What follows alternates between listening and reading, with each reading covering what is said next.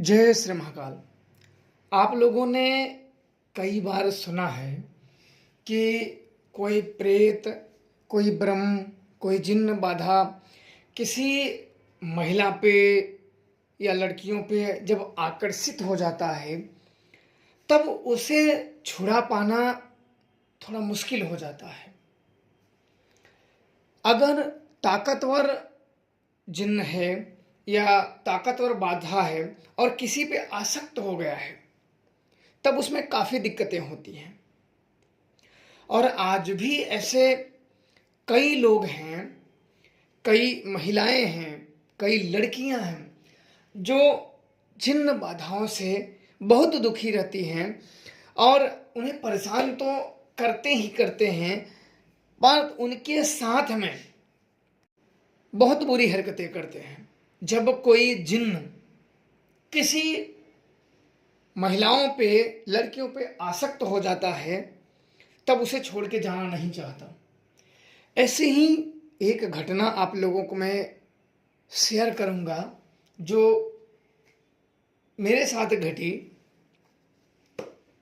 वो लड़की कई वर्ष पुरानी बात है। मेरे एक जानकार ही थे तो मुझे बताने लगे कि एक लड़की है, वो बेचारी पढ़ने में बहुत तेज थी, हॉस्टल में पढ़ती थी, किसी की तैयारियां कर रही थी और अचानक वो गुमसुम सी रहने लगी।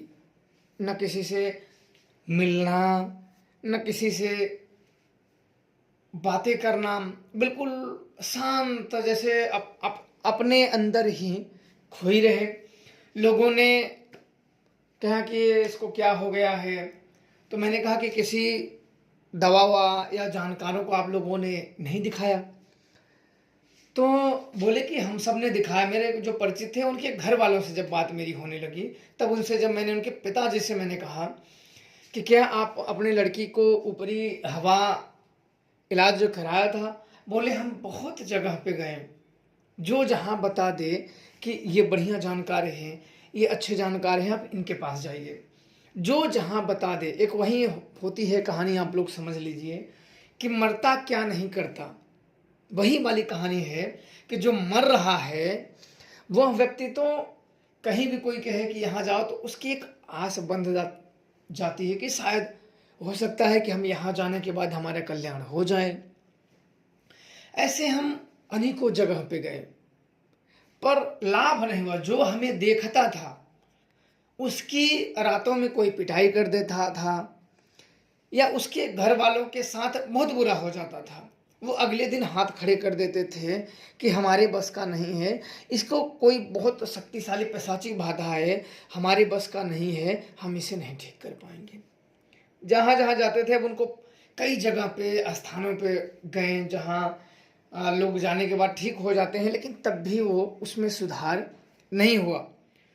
तो उनके पिताजी से कहा कि हो सकता आपने दवा, बोले दवा भी हमने सब कुछ करा लिया, कुछ निकलता है नहीं शरीर में। डॉक्टर भी हैरान हो जाते हैं कि बताइए हम क्या इसको दवा दें, किस चीज़ का दवा दें, मर्ज का पता ही नहीं चल रहा है किसे क्या हुआ है क्या नहीं। हम ऐसे किस चीज़ की दवा दें, किसी भी रिपोर्ट में सब चीज़ें नॉर्मल आ रही हैं।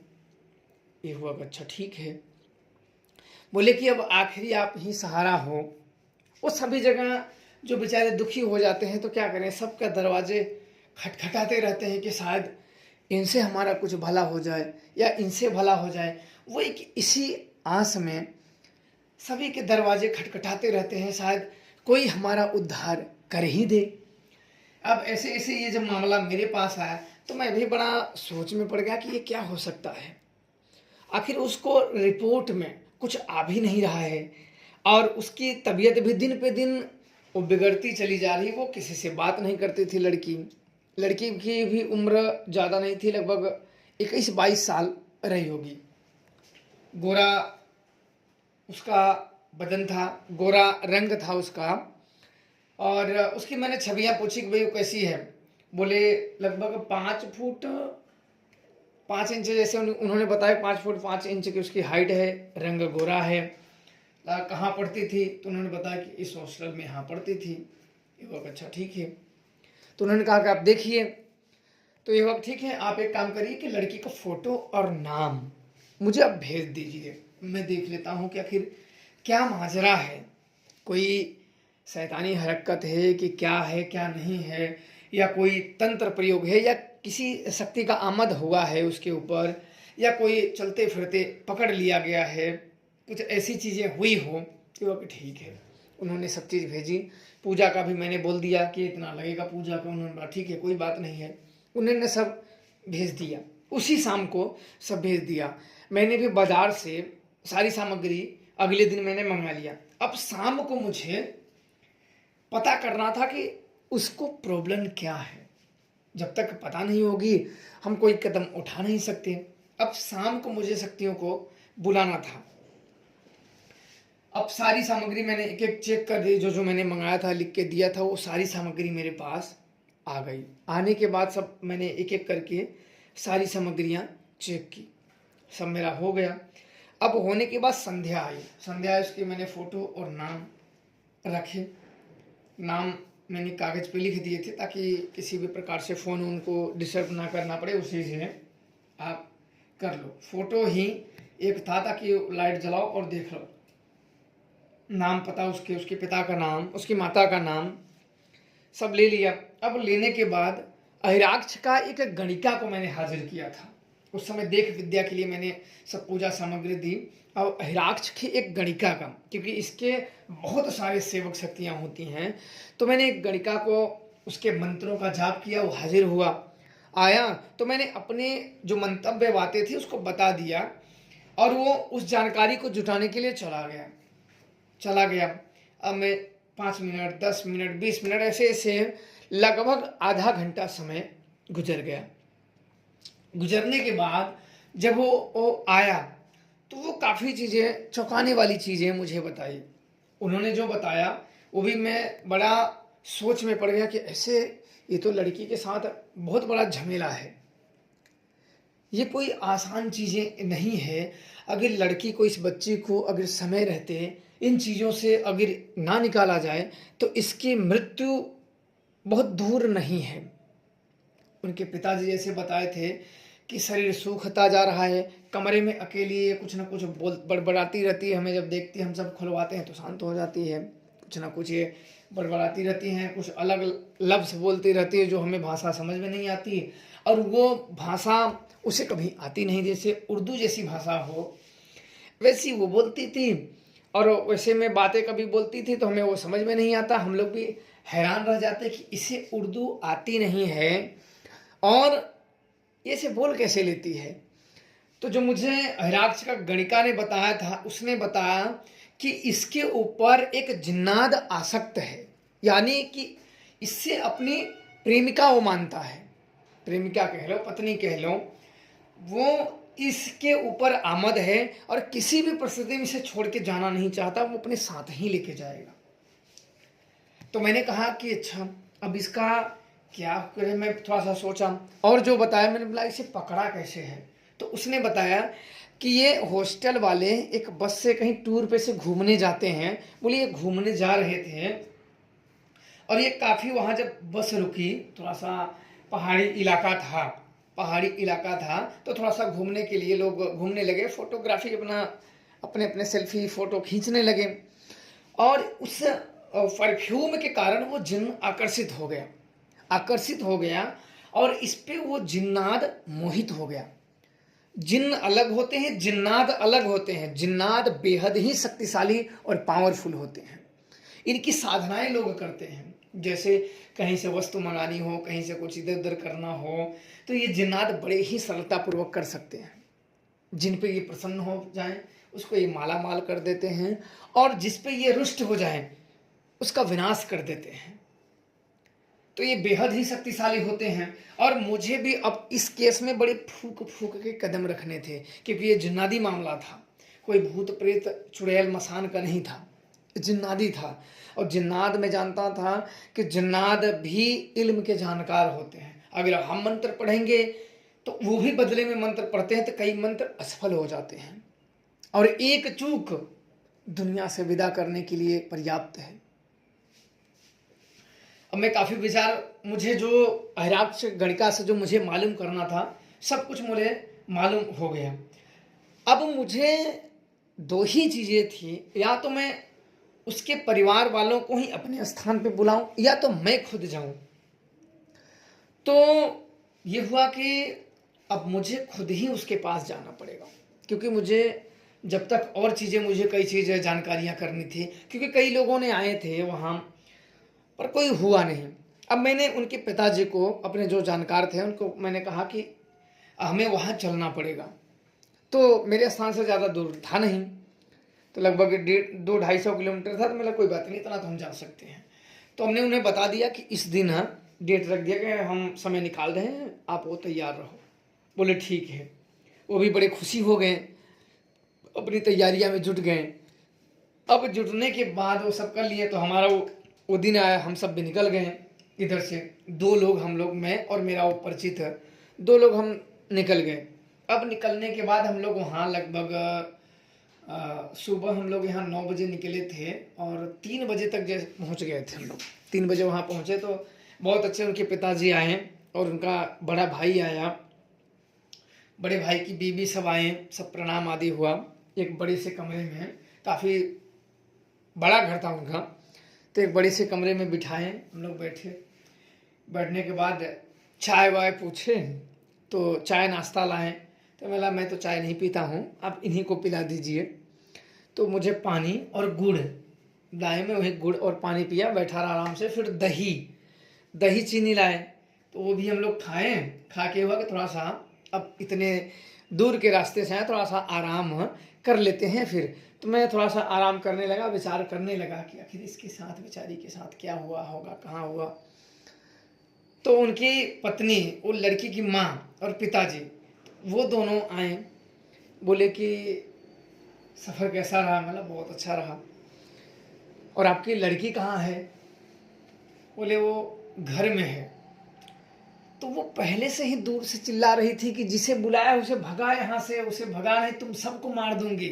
गालियाँ भी आदमियों वाली दे रही थी, मादर चोद, ये वो दुनिया से आदमी वाली गालियाँ वो लड़की दे रही थी कि इसको भगा, नहीं सबको मार दूंगी, सबको ये कर दूंगी। अंदर अंदर से ही, दरवाज़ा बंद था, अंदर अंदर से भद्दी भद्दी वो गालियाँ दे रही थी। तो मैंने कहा कि ये कौन गालियाँ दे रहा है? बोले महाराज जी वही गालियाँ दे रही है। बोला ऐसे ही गालियाँ देती है? बोले हाँ, जो आता है देखने के लिए उसको भद्दी भद्दी माँ बहन के सब गालियाँ देती रहती है, बिल्कुल मर्दाना आवाज़ में ऐसे देते रहते हैं। हम लोग भी बड़े शर्म में पड़ जाते हैं, क्या करें। बोला कोई बात नहीं है। लड़की तो मैं जान गया था कि लड़की बहुत बड़े कसर के चक्कर में पड़ गई है, कोई छोटी मोटी चीज़ें नहीं है, बहुत बड़ा झमेला है और इसे हटा पाना इतना आसान भी नहीं है। अब ये हुआ, अब हम लोग बोले कि चलो ठीक है। उसको दरवाज़ा काफ़ी फिटे कि खोलो दरवाज़ा, खोलो दरवाज़ा। उसकी माँ ने भी नाम लेके कि खोलो दरवाज़ा, खोलो। बोला नहीं खोलूँगी, नहीं खोलूँगी, पहले उसे भगाओ घर से। ऐसे मुझे बोला उसको घर से भगाओ तब मैं खोलूँगी, नहीं तो नहीं खोलूँगी। मैंने बोला कि तू खोल, तो दरवाज़ा खोल, बस तेरे से मिलके हम भग जाएंगे यहाँ से, हम भी यहाँ कोई रहने नहीं आए हैं, तो दरवाज़ा खोल, हम यहाँ से भग जाएंगे। बोला नहीं, दरवाज़ा नहीं खोलूँगी। बोला सोच ले, दरवाज़ा तू नहीं खोलेगी तो दरवाज़ा हम तोड़ देंगे। मैं भी थोड़ा सा अब गुस्से में मैंने बोला, वो बोली कि यहाँ से भाग जाओ, तो मेरे को भी थोड़ा सा गुस्से में बोला कि अब दरवाज़ा अगर तू नहीं खोला तो दरवाज़ा हम तोड़ देंगे। तब अच्छा उसने कुछ सोचा, फिर आराम से दरवाज़ा खोला और जो पलंग था जिस पे वो सोती थी उस पे जाके आलती पालती मार के बाल आगे करके बिल्कुल बैठ गई और ज़ोर ज़ोर से सांसें लेने लगी, एकदम बिल्कुल ऐसे ऐसे करने लगी जैसे कोई आदमी बहुत दूर से दौड़ के आया हो और उसकी सांसें ना समा रही हो अंदर, वैसे बड़ा ज़ोर ज़ोर से वो लड़की सांसें लेने लगी। और उस जब रूम में मैं घुसा तो बिल्कुल एक सड़े मांस जैसे बिल्कुल बदबू आ रही थी, बिल्कुल जैसे है ना आप उसमें 1 मिनट ना रह सको, ऐसी चीज़ें बिल्कुल गंध हो, जैसे सभी जगह पे जानवरों की मर मर के सड़ गए हों, ऐसी उस कमरे में बदबू आ रही थी। मैंने भी इसे बचा बचा के ये हुआ कि चलो जैसे चलते हैं, और किसी को नहीं बदबू आ रही थी, मुझे ही बस बदबू आ रही थी। तब मैंने उस लड़की का नाम लेके बुलाया, उस लड़की का नाम जो था मैंने लेके बुलाया। 1 बार 2 बार 3 बार मैंने कई बार नाम लिए, उसने कोई प्रत्युत्तर नहीं दिया, मेरी बातों का कोई जवाब नहीं दिया। फिर ऐसे काफ़ी तेज तेज सांस लेके वो बोला कि तू मुझे जानता नहीं है, मैं कौन हूँ। तो मैंने कहा कि अच्छा मैं नहीं जानता हूँ तो तू ही बता दे कि तू कौन है और इसने तेरा क्या बिगाड़ दिया है जो इसे तू परेशान कर रहा है। बोला इतना तो बहुत जानकार बना फिरता है तो तू बता मैं कौन हूँ। मैंने कहा वो तो मैं पता कर ही लूँगा कि तू कौन है, पहले तू ये बता कि तू इसे पकड़ा क्यों है। तो उसने कहा ये मेरी प्रेमिका है।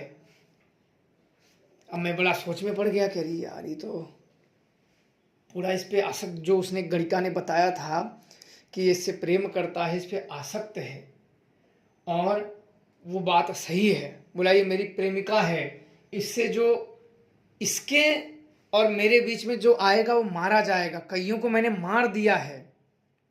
अब कईयों का मतलब कि कई जानकार पता नहीं कैसे कैसे बेचारे, मैं समझ गया कि ये उन जानकारों की, जिसकी लड़की इस अवस्था में हो तो जाहिर सी बात है वह आदमी हाथ पे हाथ धर के बैठा नहीं रहेगा, कहीं ना कहीं बेचारा ठीक कराने का प्रयास करेगा। ओझाओं के पास, भगतों के पास, कई अनगिनत लोगों के पास लेके गए। बोले कई लोगों को तो मार दिया है, उनको उनके स्थान पे पहुंचा दिया है, अब तेरा नंबर है। मैंने बोला अच्छा ठीक है कोई बात नहीं है, हो सकता है मेरा ही नंबर हो। बोला हाँ, जीवन तुम्हें प्यारी, अपनी जान प्यारी है, तो जिस हाथ पैर से तू आया है, मुझे उसने जिन धमकाते हुए बोला कि तुझे अगर तेरी जान प्यारी है तो जिस हाथ पैर से तू आया है तू उल्टे उसी से चला जा, अगर तुझे जान प्यारी है तो, अन्यथा तू भी मारा जाएगा। मैंने बोला अच्छा। मैंने बोला कि तू अगर इसे नहीं छोड़ेगा तो तू अपने आप को खोज नहीं पाएगा कि तू कहाँ गया। मैं तुझे चेता देता हूँ, याद रखना मेरी बातों को। तो वो बहुत ठहाका लगा के हंसा, बहुत जोर से हंसा और बोला कि तू मुझे भेजेगा, तेरे जैसे तो कितने आए और गए हैं, कितने लोगों को तो मैं पहुंचा दिया हूँ, अब तेरा ही नंबर है। तो मुझे जानता नहीं है मैं कौन हूँ। मैंने बोला मैं जानता हूँ, तो 1 नंबर का बदमाश जिन्नाद है, जो छुछेड़ा जिन्नाद है, जो तू लड़कियों के पीछे पीछे दौड़ता रहता है। अब वो थोड़ा सा और झल्लाया, उस पर उठा और पैर पटकने लगा, जमीन पे पैर पटकने लगा, जोर जोर से चिल्लाने लगा कि मुझे ऐसे बोलता है, ऐसे बोलता है। मैंने बोला कि मादर चोद तू यही है, ये बता इस लड़की ने तेरा क्या बिगाड़ा है, तेरा क्या इसने ले लिया है, तू मुझे बता। तेरा धन ले लिया है, तेरी संपदा ले ली है, तेरी माँ बहन ले लिया है, किसी ने तेरी माँ बहन को छेड़ दिया है, इसने क्या किया है तेरा साथ, तू इसको इतना परेशान करने में क्यों लगा है, तेरा क्या किया है इसने, कुछ किया हो तो बोल। बोला मुझे ये पसंद आ गई है, मैं इससे प्रेम करता हूं। मैंने बोला नहीं, आदमी का और जिन्न का प्रेम क्या, आदमियों का और जिन्न का प्रेम नहीं होता है। बोले होता है, चाहे तो सब कुछ हो सकता है। बोला कुछ नहीं होता है, तो एक हवाधारी है, ये एक इंसान है। बोले ये जो भी मांग, इसका तू पेट कैसे पालन करेगा। बोले ये जो मांगेगी मैं उसे लाके हाजिर करूंगा, मुझे इससे कोई अलग नहीं कर सकता है। मैंने बोला अच्छा। अब मैंने एक मंत्र, मैंने अपने हाथ में कुछ राख लिए और एक मंत्र पढ़े और उस लड़की के ऊपर फेंके।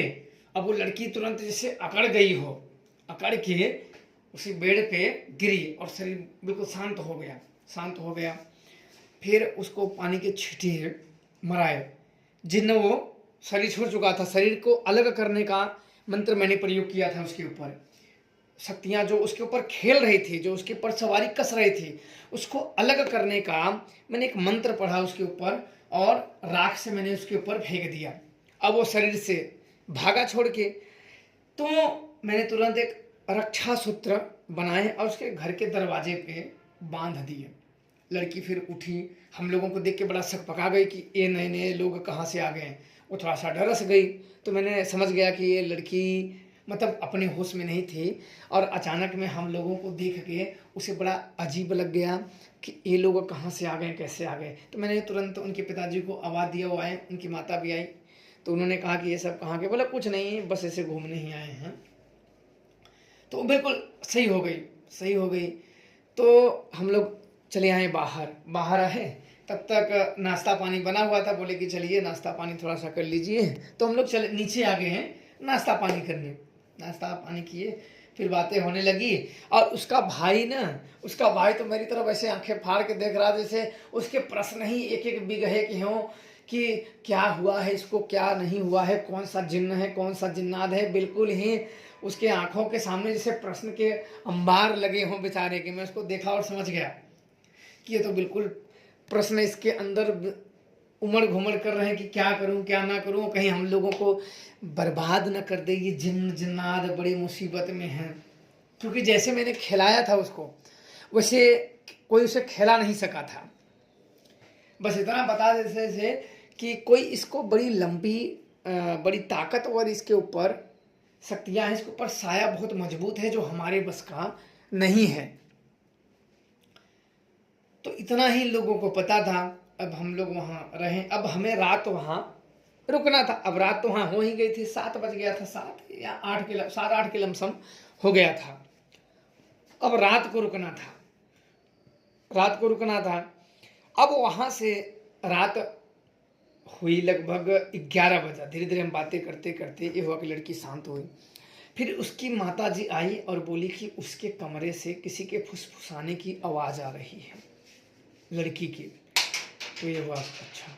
तो हम लोग जब गए तो दरवाजे के पास जब कान लगा के, एक कान लगा के जब सुने, तो अंदर कोई जैसे 2 लोग आपस में बात कर रहे हों, बातें कर रहे हैं, फुसफुसाने की आवाज़ आ रही हो। फिर दरवाजे पीटने के बाद जब वो दरवाज़ा खोली तो कोई नहीं था।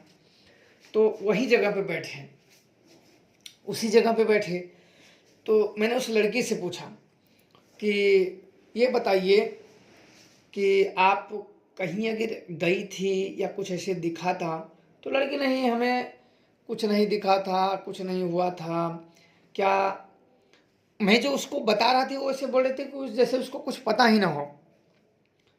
वो सारी बातें छुपा रही थी क्योंकि वो धीरे धीरे, क्योंकि मुझे जो हिराक्ष गणिका ने बताया था, वो बोली कि ये भी उसे पसंद करने लगे। ये कहते नहीं कि काम वासना जो होती है, अगर एक जिन्न है या जिन्नात है और एक लड़की, अगर वो आपस में कनेक्ट हो जाते हैं तो थोड़ा थोड़ा पसंद ही करने लगते हैं। और मुझे एक चीज़ का डर था, मुझे एक चीज़ का डर था कि वह जो जिन्नात है वो इसके शरीर से प्रेम करता है कि रूह से प्रेम करता है।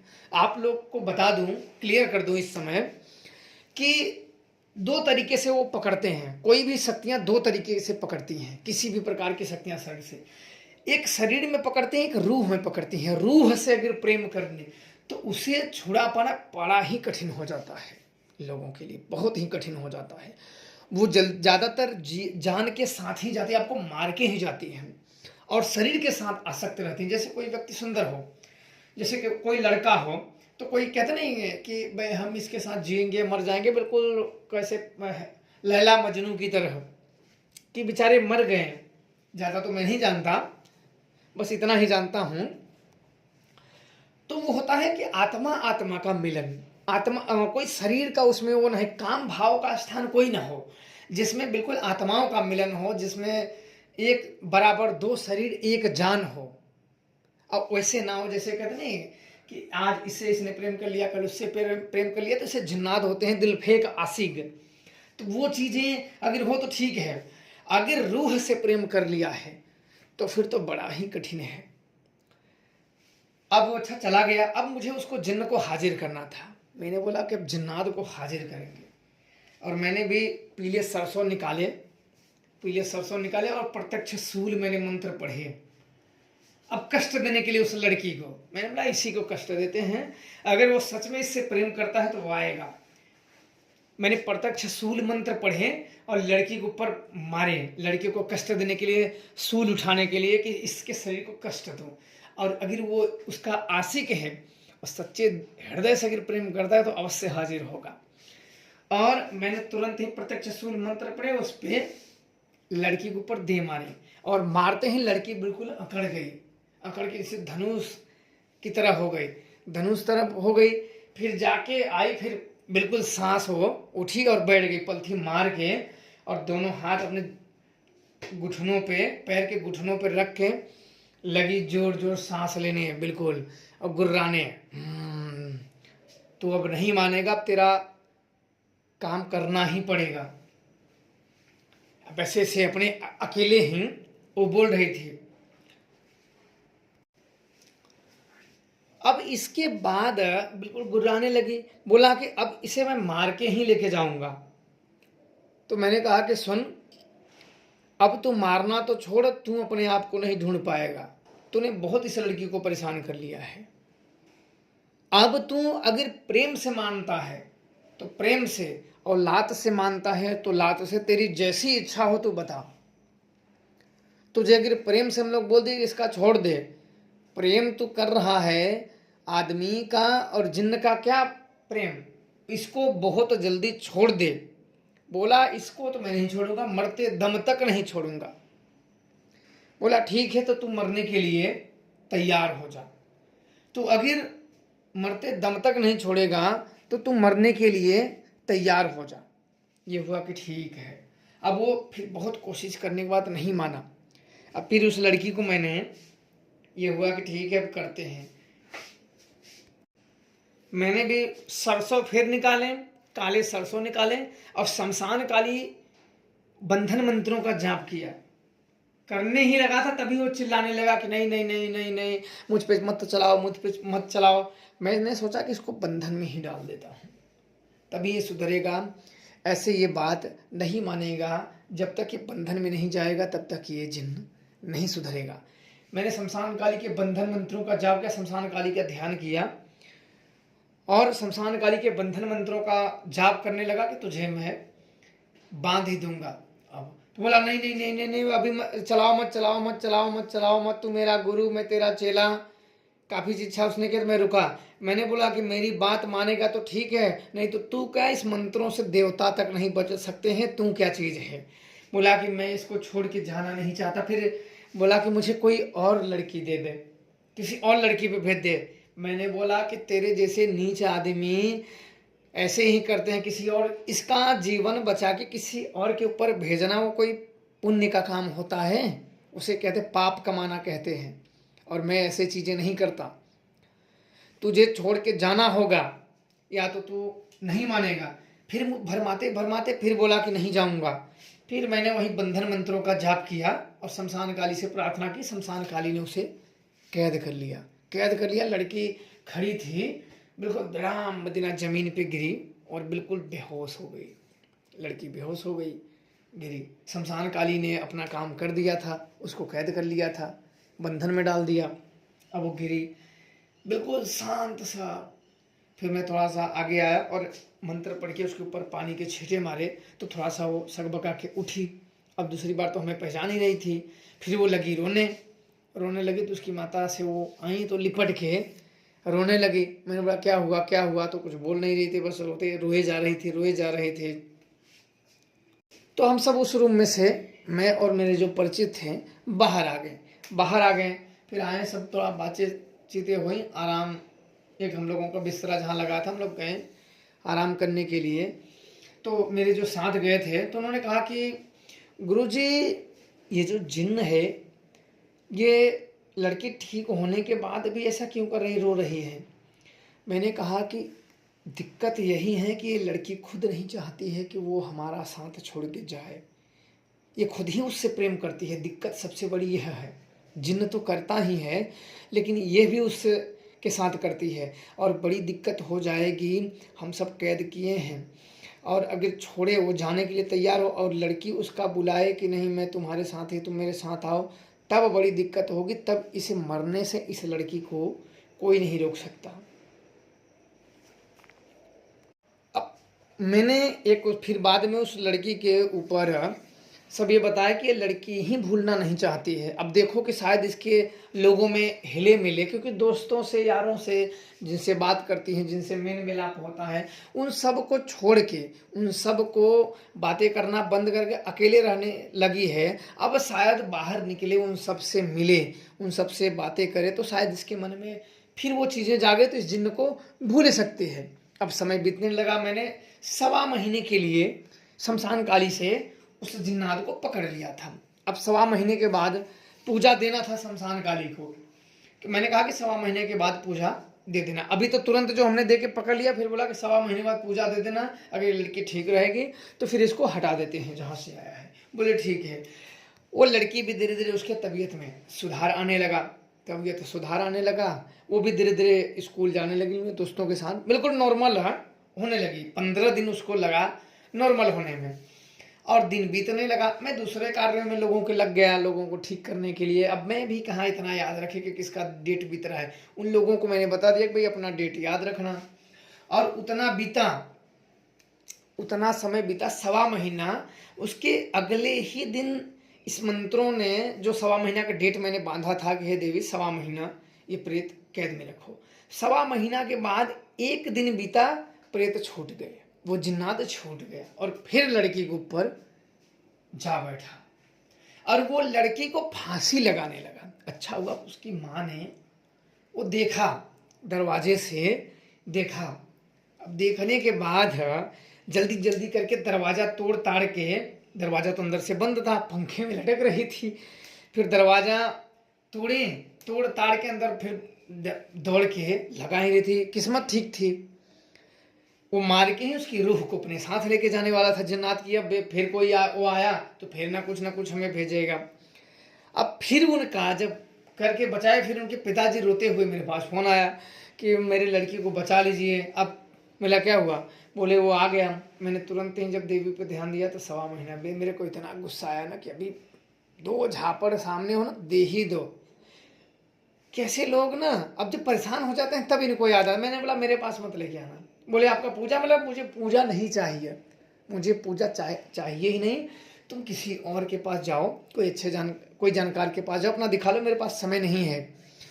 अब उसके सब रोने लगे कि नहीं मेरे लड़के को बचा लीजिए, बचा लीजिए, बचा लीजिए। हम लोग थोड़ा सा अपने काम में, कुछ उसके पिताजी सरकारी नौकरी में थे, बोले उस काम में हम लोगों को ध्यान उतर गया। मतलब ध्यान उतर गया तो मैं क्या करूँ, अब क्यों ध्यान आ गया, अब कैसे ध्यान आ गया। बोले अरे बचाइए बचाइए, हम लोग आ रहे हैं। उनकी माता जी कि बिल्कुल बहुत दिक्कतें। मैंने बड़ा नहीं, मना कर दिया कि नहीं मेरे पास मत लेके आना, ना तो मुझे पूजा चाहिए ना कुछ चाहिए, मेरे पास लेके ही मत आना, मैं अब नहीं देखूंगा करके मैंने फ़ोन काट दिया। अब मेरे एक परिचित थे जो मेरे साथ गए थे, अब उनके पास लगा के उनकी औरतें, उनके और जो भाई थे सब रो रो के परेशान हो गए। तब उन्होंने बताया कि आ जाइए, इन्हीं के पास आ जाइए, तब शायद कुछ कल्याण हो। नहीं ऐसे तो गलतियां तो तुम लोग करते हो कि क्या किया जाए क्या नहीं किया जाए। फिर मैंने कहा और जानकार से थोड़ा सा बगल में जल्दी में जानकार से दिखाया, लेकिन फर्क कुछ नहीं पड़ा। जानकार अगर आया था, जो एक भगत आया था, मसान को पूज रखा था, और जो देवी देवता उनको पूज रखा था, वो दीपक जला रहा था, तभी उठ के पहुंची और एक लात उस लड़की ने उसके सीने पे ही मार दिया था। मारा, वो भागा, उल्टे पैर वो जानकार भागा। इतना प्रतापी जिन्नात था कि आप अपने देवता को तो लात से मार दे, सीने पे मारा, वो गिरा और उठ के भागा। तो बोला कि 12, फिर बोला तेरा खून पी जाऊंगा, मुंह फाड़ के दौड़ने लगा, काटने के लिए। वो भागा। जानकार अपनी जान बचाए कि दूसरों की जान बचाए। फिर मेरे स्थान पे ही लेके आ गए, फिर आगे रोने लगे। उसकी माँ बिल्कुल लौट के रोने लगा। मेरे को तो बड़ा गुस्सा लगा था कि ऐसे लोग ना बड़े दो गले होते हैं ना, दो बातें होती है। तो मेरा तो इच्छा ही नहीं हुआ कि करने के लिए। फिर उसकी माता जी काफ़ी रोने लगी, मेरे बिल्कुल आंचल फैला के, कि हमने सुना है कि घोरी लोग बड़े दयालु होते हैं, लोगों का मतलब बात पे चलो, दयालु होते हैं, बात से मत कटो। तुम्हें जो चाहिए जैसे हो, तुम बात से मत कटो। और बात से कटना फिर तुम पे वो दया नहीं, कोप के ही भाजन तुम भरोगे। बात से कटे तो तुम कोप के ही भाजन भरोगे। भरो, मैं तुम जाओ। बोले नहीं बचाइए, मेरी झोली में मेरे लड़के को डाल दीजिए। काफ़ी वो करने के बाद मेरा भी मन हुआ कि चलो ठीक है, गलतियां किसी से हो जाती हैं। तो फिर अपने स्थान पे बैठे, माता के सामने बैठा। बैठने के बाद हिराक्ष का मंत्र पड़ा, हिराक्ष हाजिर हुआ और उसको कैद करने के लिए बोला।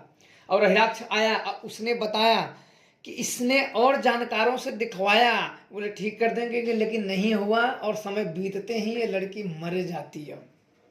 फिर मैंने नहीं, पकड़ो पकड़ो। तो हिराक्ष ने वापस से फिर उसे कैद किया, जिन्नाद को कैद किया।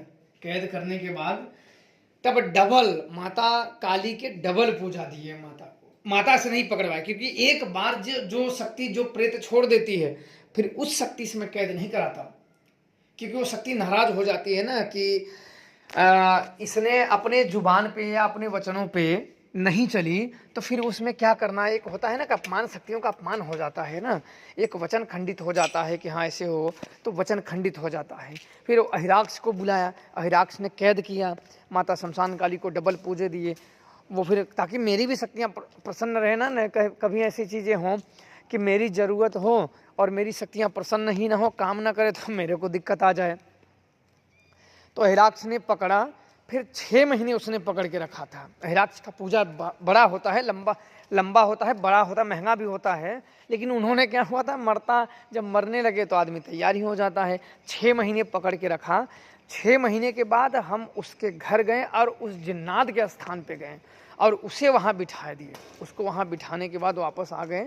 आज लगभग 3 साल हो गया है वो लड़की को, 3 वर्ष हो गए हैं। आज तक फिर कभी ऐसा नहीं हुआ है।